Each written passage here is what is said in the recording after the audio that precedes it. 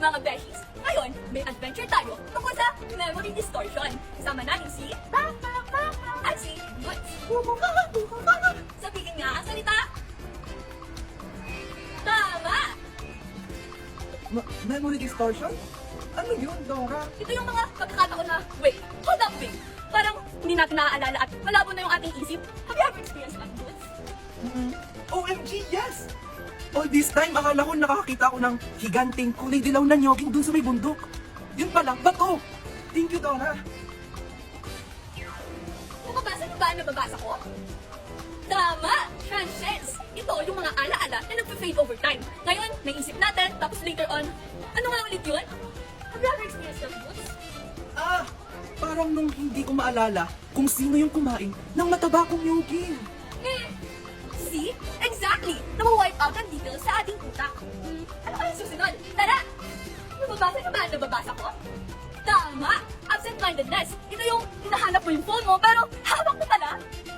OMG! Bigat-bigat mo naman, Bakla. Diyan ka nga muna. Uy, Butch! Ano mo ba yung blocking? Blocking? Ano yun, Dora? Ito yung parang nasa tip ka ng tongue natin, but hindi natin siya malabas. Gaya nung pilit kong inaalala kung saan nagtatago si Swiper. Pero hindi ko malaman kahit obvious naman na. At ito ba? Disattribution. Yung akala mo, sinabihan ka niyang mahal ka niya, pero best friend ko pala. Ouch! Ito, ang suggestibility. Yung sinabihan ka niyang, ang ganda mo ngayon, tapos buong araw na ako tinanig. Teka, nasa ba si Butch?